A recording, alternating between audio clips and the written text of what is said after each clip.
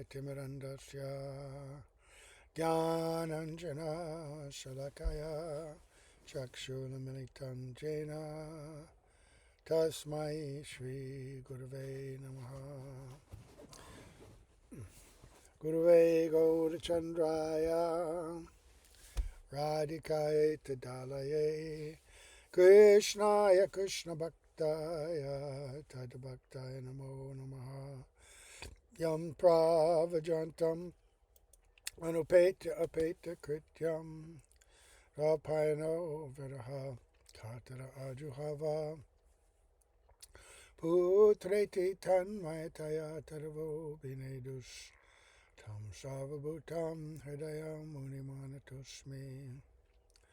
Narayanam Namaskritya Naram Chaiva Narottamam Devim Saraswatam Vyasam Tato Jayamudhirayat Bhaktya Vihina Parada Lakshay Kiptastakamari Tarangamadye Kripa Maitvam Sharanam Prapanna Vrinde Namaste Charanarvindam Tave Vasmi Najivami Tvayavina Iti Vigyaya Radhe Tvam Nayanam Charanandike Vancha Kalpatarubhascha Kripa Sindhu Bhyevacha Patitanam Pavanebhyo Vaishnavebhyo Namo Namaha.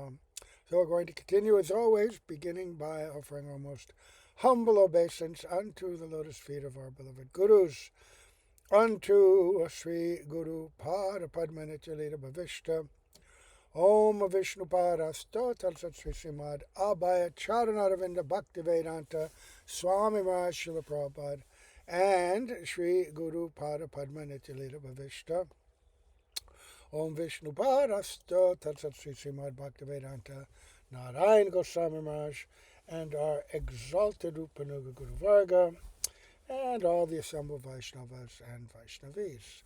So yesterday we did verses 15 and 16 in the third chapter of Bhajan Rahasya. And we were hearing about humility, right?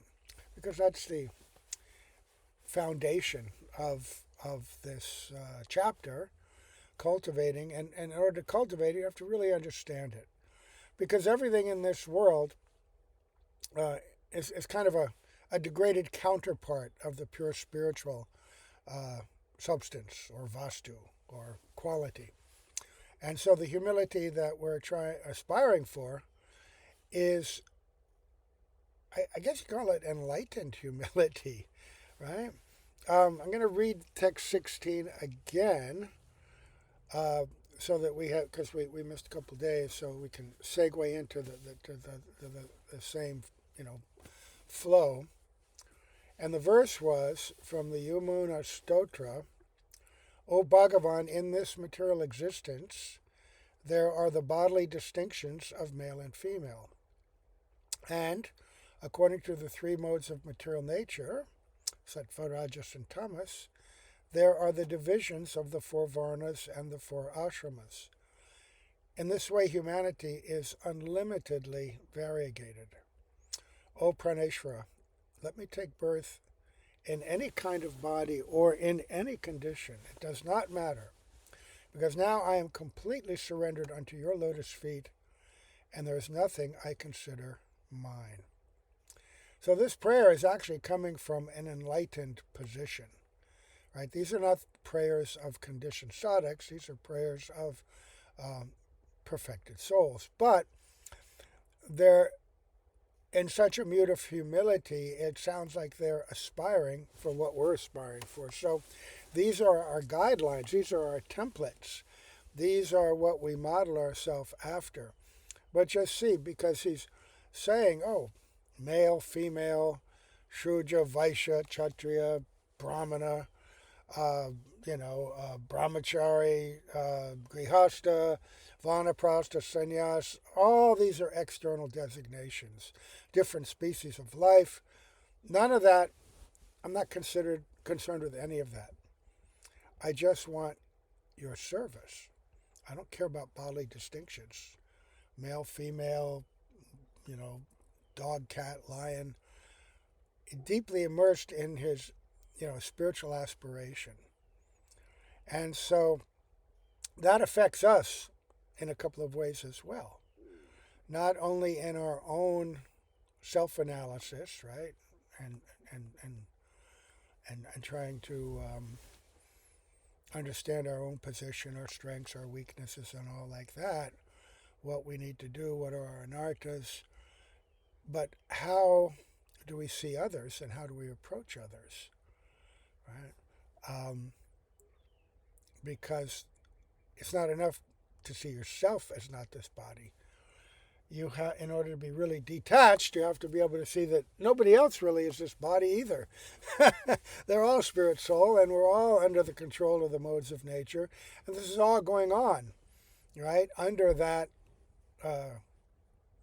oversight of the Lord's external energy, according to the good and bad deeds of all living entities since time immemorial.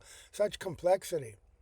But understanding the complexity and the span of this conception, if you think about it, should give us some detachment from this world and realize how insignificant we are and therefore how little control we have over anything. Right? I mean, you see people marching and expressing and becoming angry. These are expressions of Purush Bhav.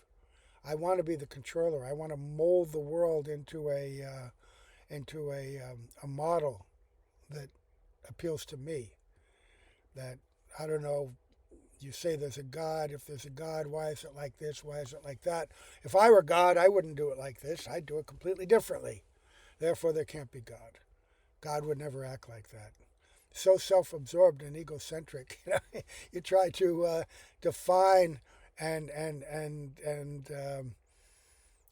prescribe God's, duty and creativity and purpose all by your own. And if you really understand your own insignificance, how could you ever think like that?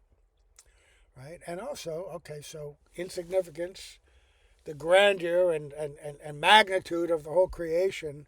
So what's your purpose going to be? To try to manipulate this magnificent, incredibly complex machine that's just going on, or to cultivate the real potential, the real gift that the spirit soul is being offered.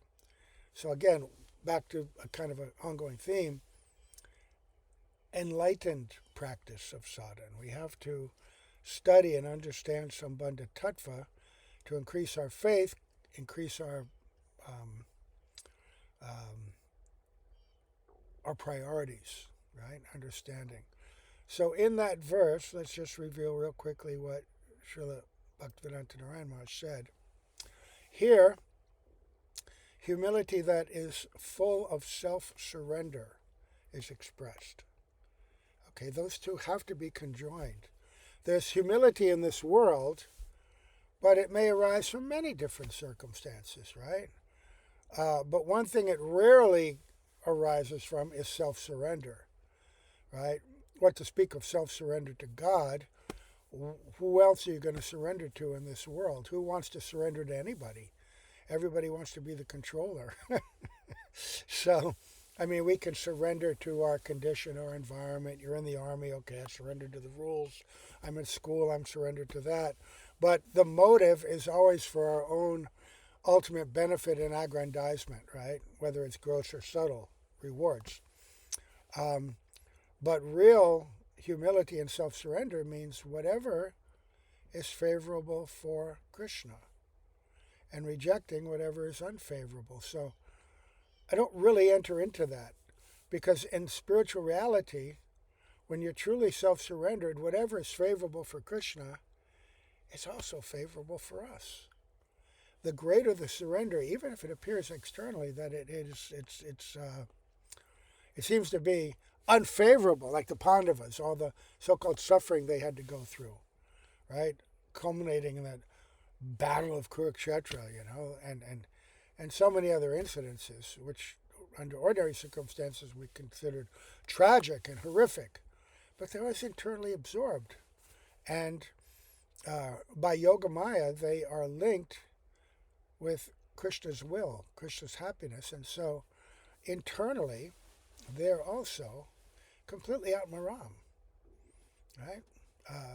They're happy, satisfied, because they're linked with Samvit and Ladini Shakti. So, humility full of self-surrender, while chanting the holy name, the sadhak, in a mood of distress, submits a humble petition at the lotus feet of Bhagavan. Okay, mood of distress.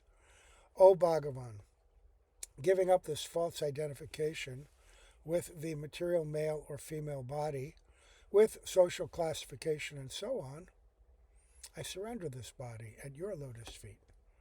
Praneshwara, you are my only life. Okay, that goes to what we had been saying. We heard it the other day and just bringing it up again. Giving up the identification.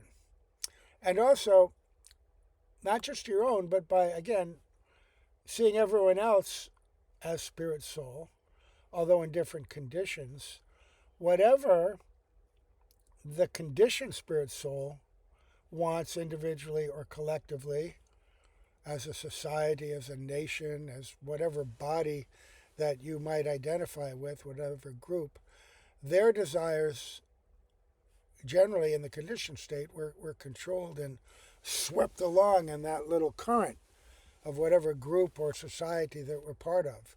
And our desires and our purposes have to be aligned with them. But when we truly have this vision, then our alignment is only with the will of the Lord.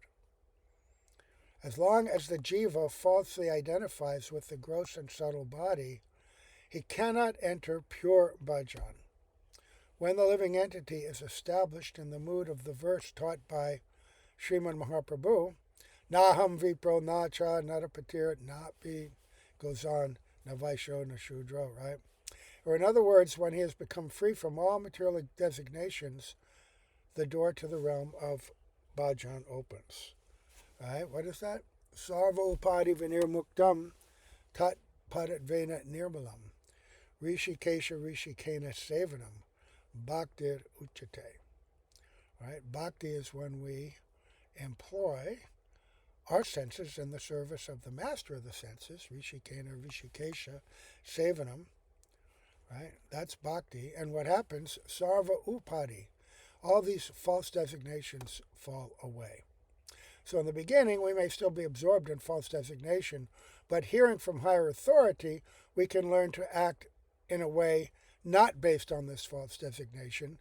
The whole idea of connection with Guru is to connect with the desire and the will of the Lord. Guru is the external manifestation of Paramatma, and he's guiding us, whatever order. There's a story of Bhaktisiddhanta Saraswati Prabhupada. He had a disciple. His disciple, good disciple, he's very dedicated, but he was a business person and he had a lot of responsibility. So, anybody who's been in that situation knows, you're torn between, I've got to do this, but I've got to do my seva. How do you balance them? So, he always requested the devotees, whatever they want him to do, give him a little time so he can fit it into his schedule, right? Because he had mixed priorities. And then Srila Saraswati Prabhupada asked him something directly to do, immediately. And the disciple was trying to be humble, but said, Prabhupada, I wish you had told me a few days before so that I could plan properly and do this seva nicely. And Srila Prabhupada said, Bhaktisiddhanta Saraswati Prabhupada said, but how could I do that? I myself have only received the order just a few minutes ago. Think about that. That the order was something that Radha and Krishna themselves wanted, and through Sri Guru, they wanted this person to do it. So, when we're conditioned, our connection with Super Soul is very faint. Sometimes a little nudge, a little encouragement, a little understanding or vision. But when you're connected with Sri Guru, you're directly connected with Krishna's will. That's very profound. Um, but again, it comes to this point of learning to identify with our spiritual identity rather than the others, right? So, text 17, an ideal example of sincere humility is given in Krishna Karnamrita. Okay, so that would be Bilvamangal Thakur. Nibada Murdanjalire Shayache Nirandra Dayano Nati Mukta Kantam Dayanidhe Deva Bhavat Kataksham Dakshinya Le Shena Sakin Nishincha. O Deva, O ocean of mercy, with folded hands raised to my head, I humbly offer this prayer to you. Please, just once, shower me with your merciful sidelong glance. Ah.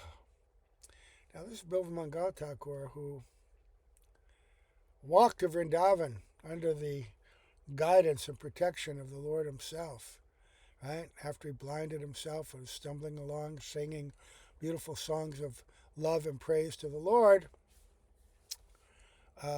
So he had connection, and there are many amazing stories about him, even though being blind.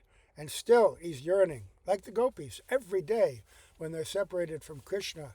They're praying as if they've never seen him before. And if they do see him, it's almost as if it's for the first time. It's ever fresh, ever new, ever joyful. So, I'm folded hands raised to my head. That's humility, right? Oh, please, please, I humbly offer this prayer to you. Please, just once, shower me with your merciful sidelong glance. Right? And so, Srila Bhaktivedanta Narayana Maharaj says, in this verse, Leela Sukh Bilvamangal Thakur prays in a distressed voice, induced by the humility caused by the feelings of separation felt by Sri Radha. Right? When Sri Krishna left for Mathura, he was separated from Radha and lived far away, Sudur Pravas. Right, there's different kinds of separation. One, that's when he's far away for a long time. The other, is like when he's going out for cow herding for a few hours. Right? Another extraordinary kind of separation is when devotees are directly in front, and when they close their eyes, they feel separation. Like even that millisecond feels like thousands of years, incomprehensible. And then there's another separation, which is only experienced by Radhika herself. This Prem Vaichitya, where she's in Krishna's direct presence, sitting on his lap, and hearing that, the bumblebee has been chased away and will never come back again. Madhusudan, she takes Madhusudan not to be the bumblebee but Krishna. And that very thought creates a sense of separation so severe, it astonishes even Krishna, and who's sitting right there. And he thinks, this love of Radhika is completely incomprehensible. What is it made of? What drives it? She's sitting on my lap, she's feeling separation, and yet, in genuine separation, when I'm not actually there, if she sees a tamal tree, it reminds her of me, and then she thinks it's me, and she embraces it and feels like she's with me. And she feels extraordinary happiness in meeting, even though we're separated. Virha, I remember years ago hearing Sripad Bhan Maharaj give a lecture, and I'd not heard it from anyone else, but he said Virha means special kind of meeting. It means separation, but also means special kind of meeting. And when, even the dark clouds in the sky, she thinks she's seeing me. And yet, when she's right with me, she thinks she's separated. Her love is completely impossible to understand. And that's one of his impetuses for, I want to taste that love. I want to understand that love, which I can never understand as Krishna. I want to be imbued with the moods of Radhika. I want to know what she feels, what it's like to be a devotee, what is her happiness, and what does she see when she sees me, right? This is all in the Adi Leela, right? Fourth chapter of Adi Leela. So, he's induced, Bilva Mangal, by the moods of Srimati Radhika, right? So, Sudur Pravas, Krishna lived far away. Srimati Radhika, agitated by extreme separation, spoke with great humility to a bumblebee. Here's a quote from the 47th chapter, right? Smarti sa pritirgehan, O bumblebee. Does Aryaputra, the son of a noble person, remember us? She also asked, upon happily returning from Ujjain, will he come to Vrindavan? When Krishna disappeared from the rasa dance, she cried out, this is chapter 30. Dasyaste kripya mesake darshaya sanidim. O Lord, I am your maidservant. Please show yourself and make me satisfied. Desirous of this kind of humility, Lila Sukha is saying, O Krishna, make me a traveler on the pathway of your eyes. Please give me service to you. Only by your mercy can I serve in your intimate, secret Nikunja Leelas. Upon attaining this service, the jiva becomes forever successful. If I am unqualified for this service, then let me worship you, immersed in these sentiments. I am an offender. Nonetheless, you are the ocean of mercy. I beg you, therefore, do not pay attention to my faults, and please make the creeper of my desire bear fruit. This is my prayer to you. Again, we're getting here something very special. We're getting the sentiments of a devotee immersed in that mood of service.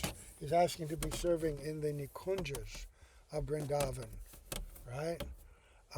In other words, in some capacity as a gopi. And sometimes people criticize, we shouldn't be hearing this, right? But we're hearing this in a very appropriate way. We're hearing the desire of great devotees to be absorbed in this service, in this mood of service, but we're not hearing details that might excite inappropriate lusty desires, because as long as we have the material conception, some of the pastimes of Radha and Krishna we're going to take to be like our mundane pastimes. And if we hear certain pastimes before we have the qualification, instead of producing the good result, it'll produce an impure result. The mind will manufacture a vision and agitate the senses. So the key is that these pastimes have to be given to us and heard to us from the lips of a pure devotee, right? So that we're actually getting Shabda Brahman, or under the guidance of a pure devotee, and with the blessings of a pure devotee. And again, according to our level, right? Into our level. Otherwise, we may become Prakrita Sahajas. That's the big danger. If we, on the one hand, Vikrididam Vrajavadu Beodidam Cha Vishnu, that verse describes, at the end of the Rasa Leela, Sri Shukadev Goswami says, one should hear these pastimes. Anyone who hears these pastimes, then prema will come into their heart, and the disease of lust will be destroyed. Right? The disease of impurity and lust.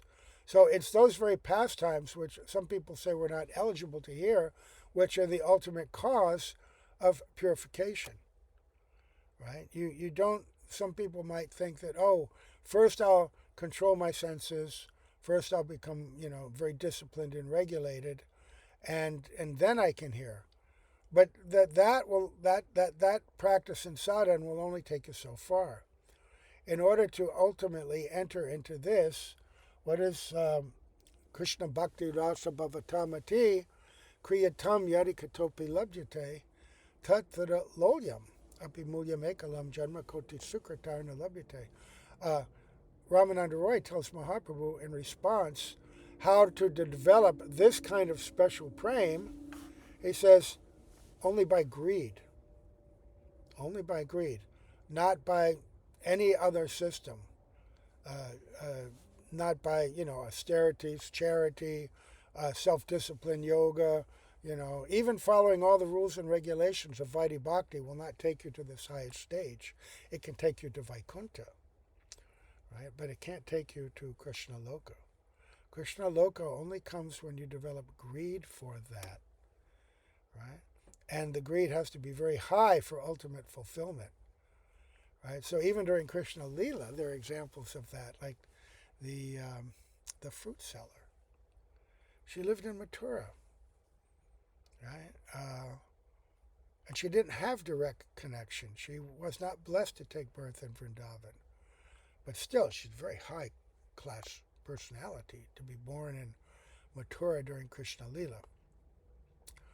And so occasionally, vendors and merchants and craftspeople would go between Vrindavan and Mathura. And so everybody in Mathura had heard about Krishna, right? And it excited different kinds of moods in their heart. Like the ladies at the wrestling arena, the ladies of Mathura, who saw Krishna and spoke so many wonderful prayers about him, had heard about him for quite some time and had developed great attachment and love. And when they saw him, they were so overwhelmed. And yet they acknowledged the fortune and the position of the gopis as being so far superior to their own. Same with the Mathura Ramanis, the wives of the Brahmanas, right, who also had developed deep love for Krishna. And as soon as they heard he was nearby, ran to him. Such love that they were willing to give up. Unlike practically everyone else in Mathura, they were prepared to give up even their connection with their husbands, their reputation, everything. Because once having left respectable ladies, you could never go back. Right? And they told Krishna that when he told them to return to their husbands. He says, don't worry, because internally now everything had been adjusted. Their husbands and everybody around them, because I've accepted you and you've become such great devotees, they increased their devotion when they met him, but they weren't quite eligible to be in Vrindavan and be gopis. But they're very close. So he went back, he said, go back and perfect your bhajan by remembering me, hearing about me, etc. So this fruit seller, she also had heard about Krishna, and she was very loving towards children. The children of Mathura all knew her, where she lived, and she was very generous with them, giving them fruits and things, very kind and motherly. But hearing about Krishna, she developed this great attachment to him in the mood of Vatsalya, in that motherly mood that she had directed to so many others. Which was not wrong, because these were also, everybody in Mathura, a devotee of Krishna, right? Except Kansa and his friends, but that was all cleaned out. So, she was serving devotees, but her Vatsalya was not perfected. And so she went, I have to see this boy.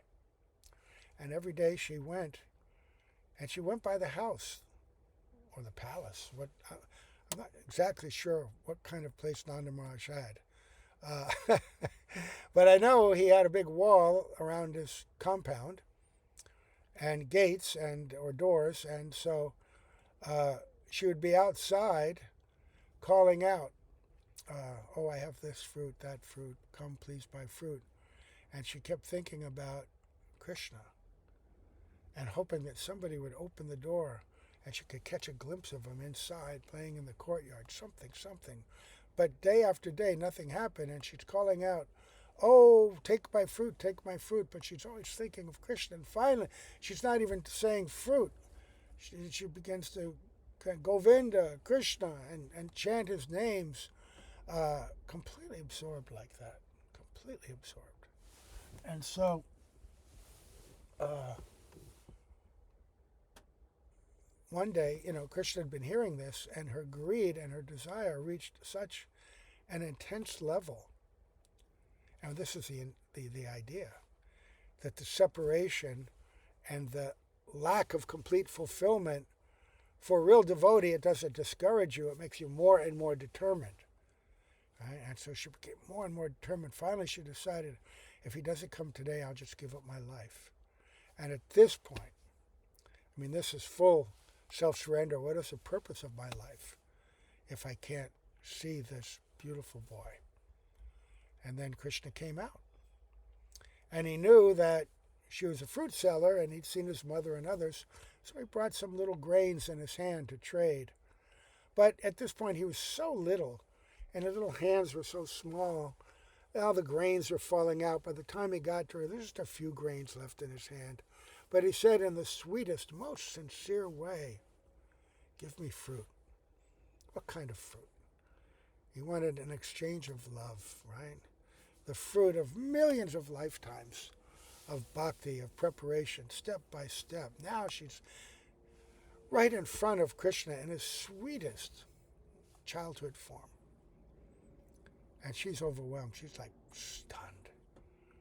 And he says again, in a sweet little child boy voice, "Give me fruit." And she says, "Okay, I'll give you fruit, but what are you going to give to me?" He had no more grains. "If you sit on my lap and call me mother, I'll give you fruit." And Krishna, acting like a little boy, son of a high-class Vaishya, this is just a low-class fruit seller, he looked around. Oh, if somebody sees me sitting on her lap, what if Mother Jashoda sees me? What if the Rohini Ma or any of the other elderly gopis? That would be very bad. So he looks around this way and that way. And then he sits on her lap. And even though it's a very brief moment, again, meeting can be like a second, can be like millions of years, or millions of years can be like a second. But it was complete fulfillment. And he sits on her lap, he looks at her, and he calls her Ma, looking into her eyes, and the love and happiness and fulfillment she felt. She went like mad. And she gives him all the fruit he can hold, and he runs back. And there's a huge, very interesting exchange between his mother and the others. But the lady, the fruit seller, now she's mad. And she just sat there throughout the rest of the afternoon until finally it's getting dark. Someone walks by. "Oh, Mother, what are you doing? It's getting dark. You have to return to your home." She stumbles away with her fruit basket on her head. And then something is wrong. This fruit basket is so heavy. I emptied it totally of fruits, practically. What is this? And she gets to the Jamuna, and she puts it down, and it's full of jewels. Full of jewels. And anyone normally would think, oh, Krishna gave her such a benediction. He gave her a basket of jewels just for her fruits. No.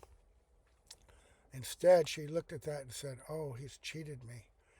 What use do I have for jewels when that love of my heart has appeared before me, has called me Ma, right? All of that welling in her heart, she just took the basket and threw it in the river.